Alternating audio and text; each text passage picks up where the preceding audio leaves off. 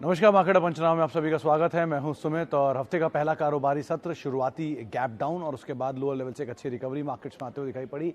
विदेशी संकेत थोड़े कमजोर या फिर फ्लैट टू नेगेटिव टोन पर कामकाज करते हुए न्यूज़ फ्लो घरेलू फ्रंट पर स्पेशली आरबीएल बैंक के संदर्भ में जो न्यूज़ फ्लो वीकेंड पर राइज हुआ उसके आधार पर बैंकिंग स्पेस में आज थोड़ा से सेंटिमेंट वीक शुरुआती कारोबार में दिख रहे थे और एक गैप डाउन शुरुआत भी होते हुए दिखाई पड़ी।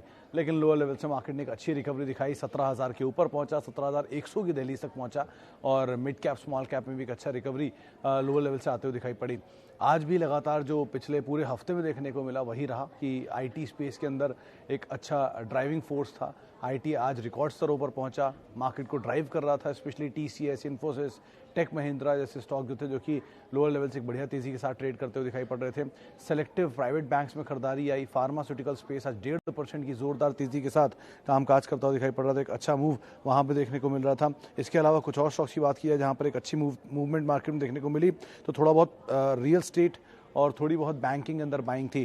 प्रेशर आज देखने को मिला मेटल में, एफएमसीजी स्पेस में, जहां पे थोड़ा बहुत दबाव बनता हुआ दिखाई पड़ा। सेकंड हाफ तक या फिर सेशन के लास्ट तक आते आते सेंसेक्स के करीब 24 शेयरों में खरीदारी देखने को मिली। निफ्टी में भी आज बाइंग थी, करीब 39 से 40 शेयर ऐसे थे जो कि तेजी के साथ कामकाज करते हुए दिखाई पड़े।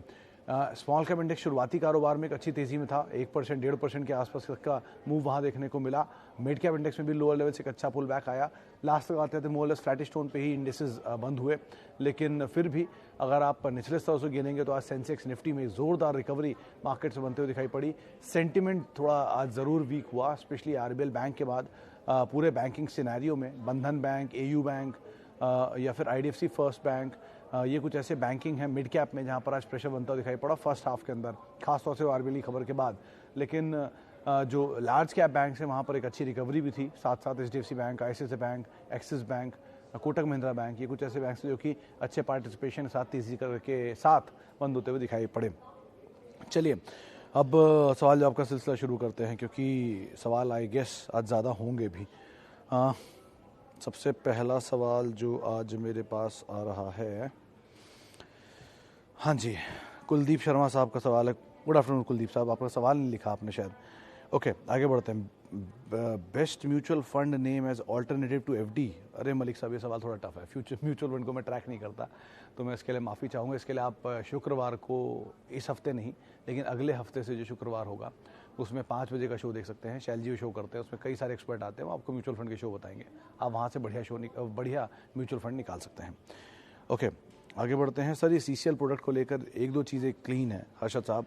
वैसे तो कंपनी ठीक ठाक है, कॉफ़ी के अच्छे इनके पास बागान भी हैं और नाम भी है, लेकिन ऑब्वियसली ये पूरा स्पेस जो है वो साइक्लिकल है, चाहे सीसीएल हो, चाहे टाटा कॉफ़ी हो और अब चाहे सीसीडी प्रोडक्ट भी हो, मतलब कॉफ़ी डे एंटरप्राइजेस बेसिकली। लेकिन मेजरली इन सब में अगर ऑर्डर रखना हो तो सबसे ऊपर मैं फिर भी टाटा कॉफ़ी को ही रखूँगा क्योंकि सबसे बड़ा नाम, सबसे बड़े बागान इन्हीं के पास ही हैं। लेकिन फिर भी सीसीएल प्रोडक्ट आप आज मोमेंटम में आपने शायद पकड़ा होगा, सेकेंड हाफ के मोमेंटम में ही रखिएगा इसे। ये मोमेंटम में तेज़ी पकड़ेगा और उसके बाद आप निकल जाएं, वो ज़्यादा बेटर रहेगा। लॉन्ग टर्म होराइजन के हिसाब से मत सोचिएगा। ओके, डिक्सन 60 शेयर 1344, 10 से 15 साल। ऋषभ साहब, अपना एवरेज क्यों खराब कर रहे हैं? आपने 1300 रुपये में कोई चीज़ खरीदी, 60 शेयर आपके पास है, आज आप उसे एवरेज करेंगे 5400 रुपये में, यानी अभी खरीदारी से करीब 4000 रुपये ऊपर आप जाके एवरेज करेंगे। मान लेते हैं आप यहाँ से 60 शेयर भी ले लेते हैं तो भी आपका एवरेज कहीं आएगा 2500 नहीं, 3500 4000 की रेंज में। किसी फाइन डे जब बुरा दौर आएगा तब कभी ना कभी डिक्सन नीचे भी आएगा, ऐसा तो है नहीं एक तरफा चलता रहेगा। कभी मान लीजिए डिक्सन नीचे मिल जाता है तो आप एवरेज कर लीजिएगा, वरना इसका दूसरा तरीका ये भी है कि आप डिक्सन को छोड़ दीजिए, कोई ऐसा स्टॉक उठाइए जो डिक्सन जैसा आपको लगता हो, जिसमें उतनी वैल्यू हो, वो इस दाम पर अवेलेबल होगा, वो आप खरीदारी कर लीजिए। तो ऐसे भाग भाग के एवरेज करने की ज़रूरत नहीं है, कभी ना कभी नीचे मिलेंगे। आपकी लिस्ट में डिक्सन तो आ ही चुका है, आज 1300 रुपये है, आज के दिन में आप खरीदारी करने को तैयार है 5400 रुपये में।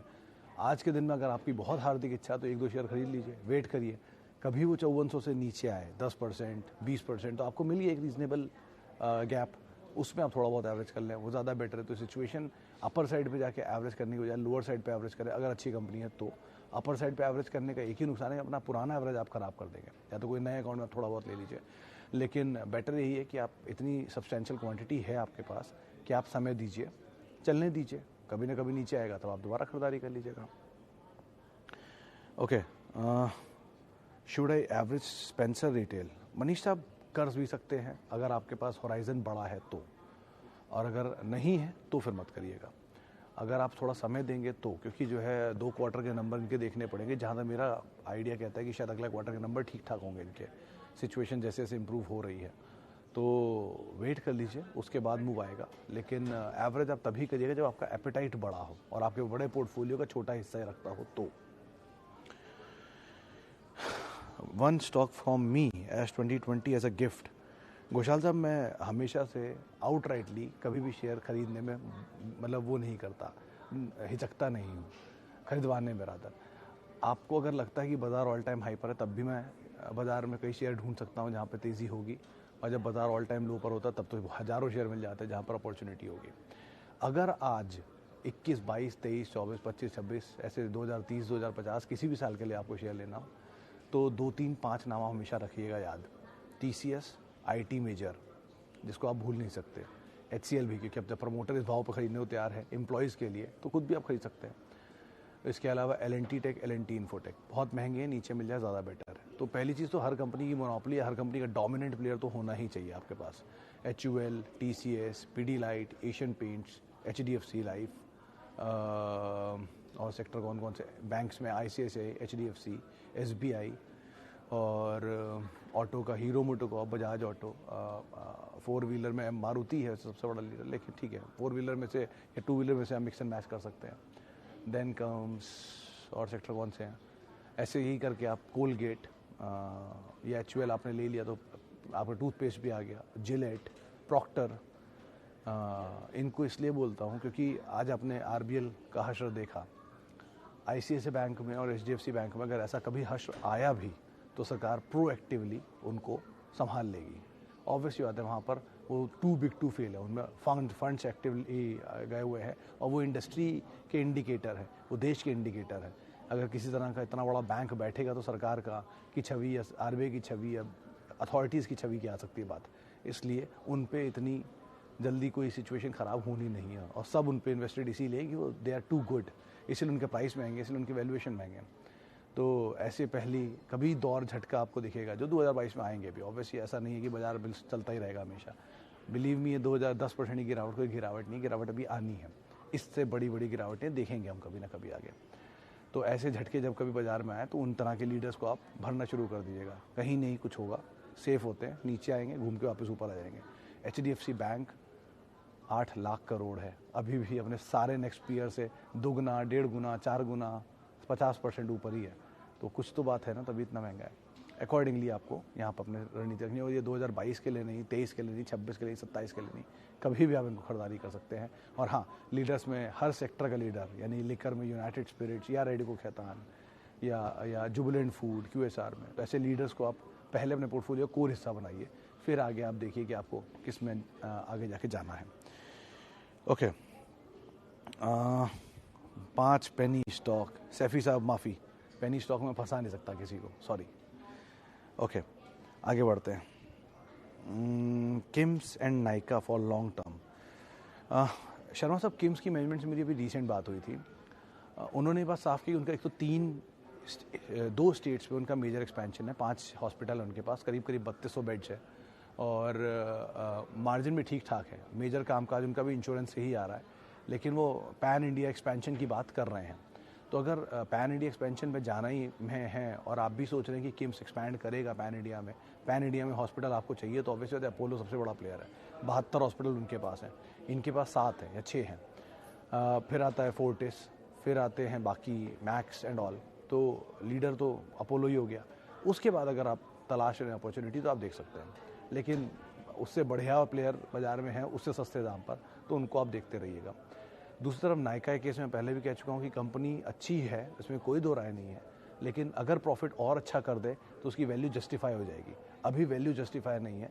2 करोड़ 4 करोड़ के प्रॉफिट पे साल के, या 8 करोड़ या 12 या 16 करोड़ के प्रॉफिट पर भी ये वैल्यूएशन बहुत महंगा है। तो कहीं नीचे मिल जाए तो ज़्यादा बेटर डील है। अभी तो बहुत कुछ बाकी है देखना, 1 क्वार्टर 2 क्वार्टर के नंबर आए हैं। तो इस साल आए हुए IPO की सही सिचुएशन आपको 2 साल बाद पता चलेगी। आप बिलीव करेंगे कि 2004 में आया हुआ TCS का IPO आज आपको फ्रूट निकाल के दे रहा है, जिसको आप वैल्यू बाय देख रहे हैं, देश की सबसे बड़ी IT कंपनी देख रहे हैं। 1993 का इन्फोसिस है जो आज आपको दिख रहा है। तो सालों लगते हैं कंपनी को वेल्थ क्रिएट करने में। मतलब मजाक में ही इसी प्लेटफॉर्म पे बात करते करते सीजी पावर को 2.5 साल हो गए वेल्थ क्रिएट करने में। तो ऐसे बहुत समय लगता है, 1-2 दिन में कुछ नहीं होता। तो आप आराम से 2-3 क्वार्टर देखिए, 4-5 क्वार्टर देखिए, 10-12 क्वार्टर देखिए, सिचुएशन क्लियर होती जाएगी तो आपका कन्विक्शन स्ट्रांग होता जाएगा। तो अभी आप पहले वेट करें, सिचुएशन क्लियर करने दें, कन्विक्शन स्ट्रांग होने में समय है अभी, आराम से आप टाइम ले सकते हैं इसमें। ओके, और best stock to buy for 30% CAGR। Thankfully Subin साहब 50% घट के आप 30% पे तो आए, लेकिन 30% की CAGR मेंटेन करने वाले स्टॉक है नहीं बाजार में। 15, 20, 35 में रेंज में अगर आपको चाहिए तो HUL, TCS, Pidilite, Asian paints, ये सब वही कंपनियां जो इस तरह की CAGR मेंटेन कर रही हैं, इनको आप ज़रूर देख सकते हैं। कोरोना बढ़ेगा तो मार्केट 15,000 आएगा। मिश्रा साहब डिपेंड किस इंटेंसिटी का होता है। अगर वो पिछली वाली वेव जितनी हाई इंटेंसिटी का हुआ तो कुछ भी कहना मुश्किल है, तब तो क्या सिचुएशन बैठेगी। लेकिन बाज़ार 15,000 आ सकता है, कोरोना की वजह से आया किसी और वजह से आया कहना मुश्किल है, लेकिन आ सकता है। आप दोनों की तरफ तैयार रहिए ना। अगर 15,000 आएगा तो आपकी लिस्ट रेडी होगी सामान लेने की, अगर 19,000 जाएगा तो आपकी लिस्ट रेडी होगी सामान बेचने की, और अगर 19,000 आएगा तो भी ऐसा सामान मिलेगा जो ये लो पर है। मिसाल के तौर पर जब 18,400 था तब हीरो मोटो का 52 वीक्स लो पर था, या वर्लपूल 52 वीक्स लो पर था, ITC वहीं खड़ा था। आज भी बाजार जब इतना नीचे आ गया तो ईयर लोज की तरफ एक सूची बढ़ती चली जा रही है। तो ऐसे वैल्यू हमेशा मिलती है मार्केट में, आप वैल्यू देखते रहिए कहाँ पर आपको मिल रही है। बढ़िया कंपनियाँ, जो कंपनियाँ आपको लगती है बंद नहीं होंगी, प्रमोटर अच्छा है, डेट फ्री है, कैश रिच है, डिविडेंड पे करती है, मेंटेन कर रही है ग्रोथ अपनी, बुरे दौर में चल रही है, लेकिन कोई बात नहीं, कल तो टर्न अराउंड हो ही जाएगा, उस तरह की कंपनियों को पकड़िए। उनमें मत जाइए जहाँ पर कुछ एक इवेंट बेस्ड बाइंग आ रही है। मिसाल तौर पे MTNL हुआ, लैंड बिक्री आने की बातचीत हो रही है, लैंड पार्सल बिकेगा, सब कुछ सिचुएशन ठीक होगी, इसलिए भागे जा रहा है। भाग रहा है कोई बात नहीं, लेकिन कब तक किसी को नहीं पता। तो आप किस हिस्से में घुसे हैं और किस हिस्से में निकले हैं, उस पर सब कुछ डिपेंड करता है। तो ऐसी कंपनियां मोमेंटम ट्रेडर्स के लिए ठीक है, लेकिन इन्वेस्टर्स के लिए ठीक नहीं है। तो उनको आप अवॉइड करिए और उस हिसाब से उनमें ट्रेड करिए अगर आपका एपेटाइट अलाउ करता है तो। ओके, टेक महिंद्रा नहीं सर, अब क्यों ऐड करेंगे? 960 रुपये मैंने टेक महिंद्रा ले रखा है, बढ़िया पैसा आपको बन रहा है, बने रहिए, कोई दिक्कत नहीं है इसके अंदर। नई पोजीशन ना खरीदारी करें, फिर दोबारा ऐसे मौके या ऐसे स्टॉक का वेट करें जो इस तरह की वैल्यू आपको दिखा रहा हो। आपकी वैल्यू अच्छी आपने आइडेंटिफाई की है, इसी तरह की आप कहीं और आइडेंटिफिकेशन करिए और वहाँ पे पैसा डालिए, ज़्यादा बेटर है। ITC does not have anything. Ankush Jain साहब, ITC इज़ का जो फ्लोटिंग स्टॉक है वो बहुत बड़ा है, कंपनी अच्छी है, कारोबार अच्छा है, बहुत सारे बिजनेसेस के अंदर इनकी डोमिनेंस है, लेकिन ऑब्वियसली बात है इनका इक्विटी साइज़ इतना बड़ा है कि इन्हें चलने में टाइम लगता है। ऐसे 5 बड़े इक्विटी साइज़ वाले शेयरों में ONGC, IOB, yes bank, idea और ITC, ये 5 नाम आते हैं। तो इतनी बड़ी इक्विटी के साथ इनका चलना इसलिए मुश्किल होता है, धीरे धीरे चलते हैं और घूम के वहीं आ जाते हैं जहाँ शुरू होते हैं। इसीलिए अगर आप में पेशेंस है तो आप बने रहिए, अगर आप में पेशेंस नहीं है तो फिर आप कोई और शेयर ढूंढ लीजिए। जिनके पास पेशेंस है, क्वालिटी चाहिए, डिविडेंड चाहिए, पोर्टफोलियो को स्टेबिलिटी चाहिए, उनके लिए FMCG होता है और उसमें से एक ITC को चुनते हैं। Sir, DMart and Mastek at CMP। DMart एक बार को सोच सकते हैं चन्ना साहब, लेकिन थोड़ा थोड़ा, मास्टेक नहीं, क्योंकि मास्टेक तरफा चला है और बढ़िया हाई काट रहा है। तो DMart थोड़ा थोड़ा आप सोच सकते हैं, लेकिन अगेन मीडियम टर्म के लिए, लॉन्ग टर्म के लिए तो ऑब्वियसली बात है बहुत महंगा शेयर है। लेकिन हाँ, नीचे अगर आपका एपेटाइट है थोड़ा थोड़ा नीचे ऐड करने का, तभी आप इसमें पोजीशन बनाइएगा। F&O में आया नहीं है, बिकवाली अभी हुई नहीं है, कभी भी हुई तो बात अलग है, लेकिन मतलब रिटेल में इससे बड़ा कोई प्लेयर नहीं है, सारे ओन स्टोर्स हैं, तो सिचुएशन वाइज है तो बेटर। बट एक ही केविएट है कि महंगा है, तो आप ऐसे लीजिएगा कि थोड़ा थोड़ा लेते रहे, ताकि अगर ये बहुत बड़ा झटका भी दे दे नीचे का तो आपके पास डीप पॉकेट हो इसे फर्दर ऐड करने को लेकर। तो उस तरह से सोचकर आप ऐड कर सकते हैं। कंपनी ठीक है, वैल्यू थोड़ी महंगी है, नीचे मिल जाएगा तो सबसे अच्छा डील होता है। तो थोड़ा नीचे आ गया और नीचे आ जाए तो ज़्यादा बेटर होगा। अच्छा जी, चलिए, और 2022 के लिए बहुत सारे शेयर मैंने बता दिए घुशाल साहब, जिनके ऊपर आप नज़र रखें, आप उनके ऊपर पूरी सूची बना सकते हैं। लेकिन फिर भी हमेशा के लिए मेरे 3 सेक्टर फेवरेट रहते हैं। एक लिकर, जिसके ऊपर आप नज़र रख सकते हैं, कंजम्पशन बहुत हाई है, 17.5 litre on an average liquor consumer हमारे देश का है पर ईयर का, तो ये बढ़ेगा ही। सेकेंड इज़ हॉस्पिटल्स, 72 हॉस्पिटल के साथ अपोलो डोमिनेंस है, और जिस तरह की हमारे देश की आबादी है, बीमारियां बढ़ रही हैं, इसका भी डिमांड बढ़ेगा ही बढ़ेगा। और थर्ड इज़ इंश्योरेंस, क्योंकि ये बहुत ही लो पेनिट्रेटेड देश है, इसमें इंश्योरेंस बहुत कम है अभी, तो वो अगर यहाँ से डबल हुआ तो इंश्योरेंस कंपनियों में बहुत फ़ायदा हो सकता है। तो ये 3 जो स्पेसिस हैं इनके ऊपर आप नज़र रख सकते हैं। एंड अलॉन्ग विद दैट अगर आपको कोई और भी देखना तो हॉस्पिटल के साथ आप फार्मा भी जोड़ सकते हैं, जिसमें मेजर, फाइजर, डिवीस, रेड्डी, सन, सिंजीन, ये कुछ ऐसे नाम हैं जिनके ऊपर आप फोकस करेंगे। ओके, आगे बढ़ते हैं और एक लास्ट सवाल और लेते हैं। टाटा एलेक्सी 18 शेयर 1594 में। टाटा एलेक्सी के सर 18 रुपये 1594 में शेयर लिए तो गिरा का है, तो आपकी खरीदारी से बहुत ऊपर है आई गेस, तो आपको तो अभी बने ही रहना चाहिए।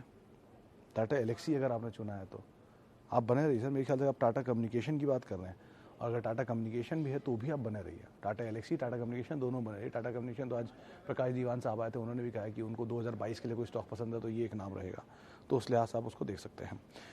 चलिए, अब फिलहाल इतने सवालों को मैं शामिल करूंगा। माफ़ी उन सभी लोगों से जिनसे हम बातचीत नहीं कर पाए, और बहुत बहुत शुक्रिया उन सभी लोगों का जिन्होंने सवाल पूछा। आप बने रहिए बाज़ार में, पेशेंस रखिए। बढ़िया स्टोरी है, इंटैक्ट है अभी भी तेज़ी की इंडिया में। ग्रोथ स्टोरी तो आपको खुद ही दिख रही होगी आसपास भीड़ को देखकर, तो उससे अंदाज़ा लगा लीजिए। बाकी आप मेरे साथ जुड़ सकते हैं @सुमित ऋषि से मेरा ट्विटर हैंडल है। नमस्कार।